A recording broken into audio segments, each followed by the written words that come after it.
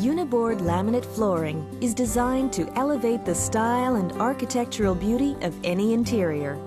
Uniboard's stunning designs perfectly capture the natural texture and appearance of real wood, ceramic, and stone. The Uniboard glueless system has a unique high-tech glueless locking system.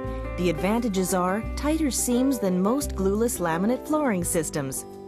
Consult the packaging for applications.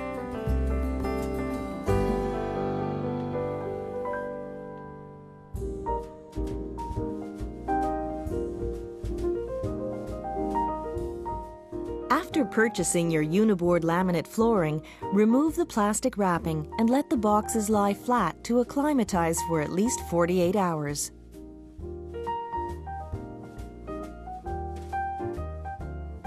For your installation, you will require some or all of the following items: vapor barrier, foam underlayment, spacers, installation block, installation bar, a power saw, moisture-resistant plastic tape, duct tape, and moldings.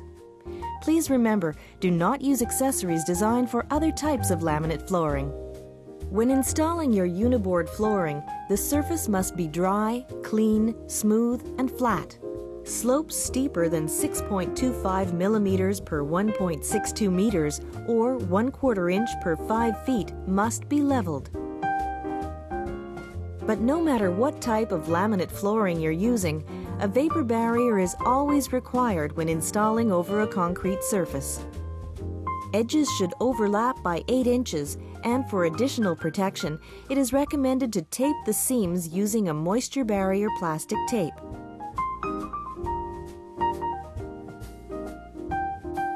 As well, the vapor barrier should be installed 1 inch up the walls. Remember that if you have purchased regular laminate flooring, it requires the installation of foam underlayment. Consult the packaging for information on preparing the underlayment and any other information that is not in this video. If you are using laminate flooring with a pre-attached foam underlayment, no other underlayment is needed. For installation over wood, it is important not to install a vapor barrier. Then follow the same underlayment procedures as installing over concrete, depending on whether your Uniboard laminate flooring has a pre-attached underlayment. For installation concerning carpeting, radiant heat floors, vinyl or ceramic tiles, consult the packaging for specific preparation requirements.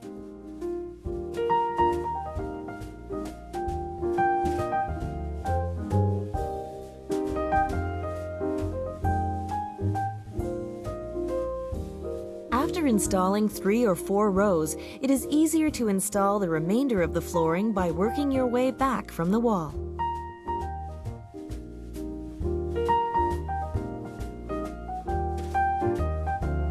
Always leave an expansion gap around the perimeter of the room, as well as against all fixed objects. The minimum required gap for rooms of less than 25 feet is 3/8 of an inch to 5/8 of an inch.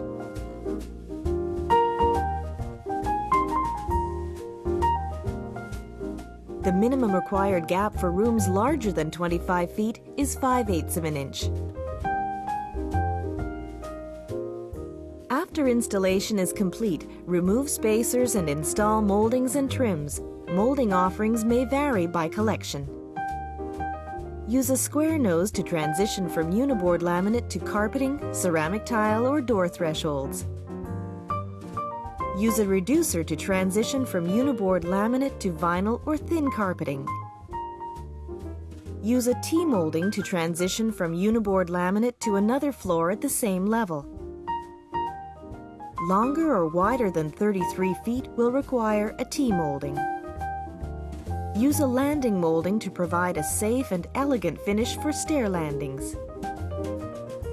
Use a stair nosing to provide a safe and elegant finish for stair edges. Use a quarter round to provide a perfect finish around walls and baseboards. Never nail or glue moldings to your laminate flooring or through the expansion gap. Always nail them to your walls. Decide in which direction the planks should be laid. As a rule, the floor planks should be laid perpendicular to a wall that has a window in it. To make the room appear larger, it may be preferable to lay the floor planks parallel to the longest wall.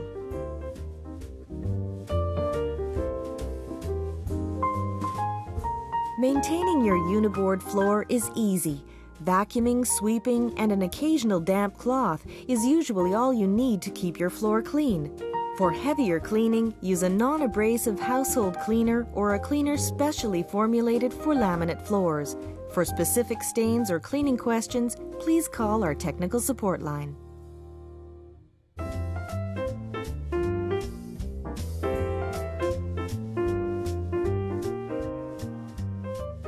Installing the first row.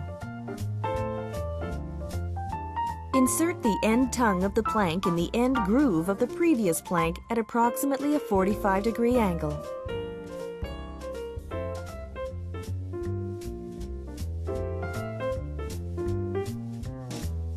Lower the plank onto the base floor.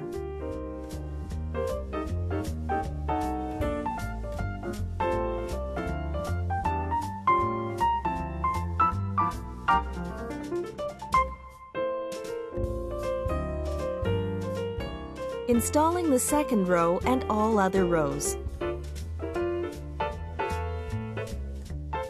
Insert the plank at a 45-degree angle. Shimmy up and down until the plank locks into place and lies flat on the base floor.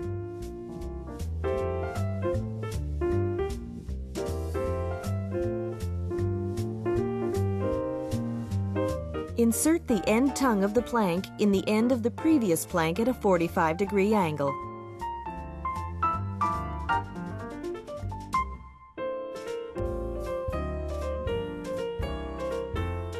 Slide the plank towards the previous row and lower onto the base floor.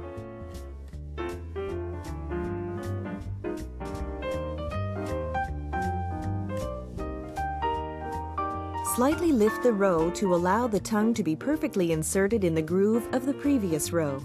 Shimmy up and down until the plank locks into place and lies flat on the base floor.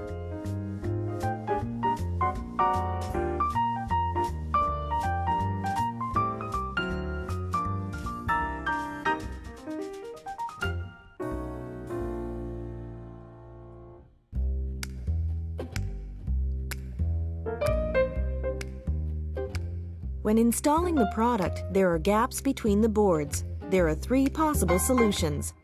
First solution, check the tongue and groove for manufacturing debris.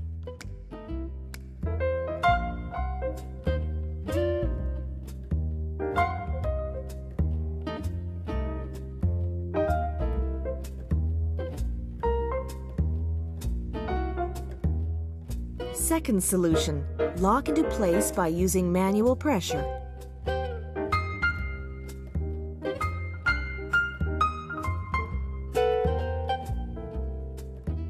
Third solution, make certain the planks of the first row are perfectly aligned.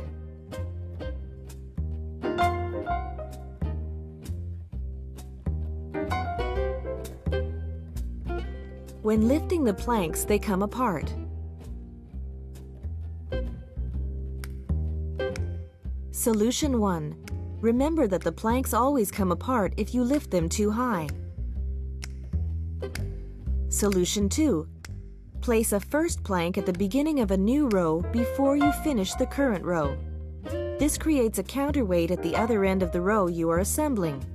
This weight keeps the planks from lifting too high when you are handling them and prevents them from coming apart.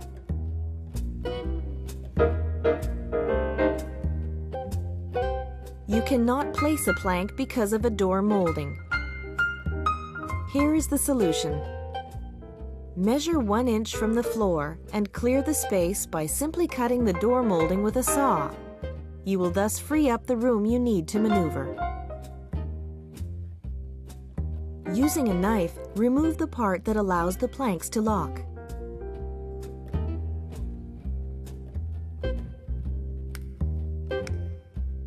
Apply glue to the grooves so that the planks stick together solidly even without the locking mechanism. You can now slide the plank flat without having to lift it to 45 degrees. Lastly, for a perfect job, wipe off the excess glue.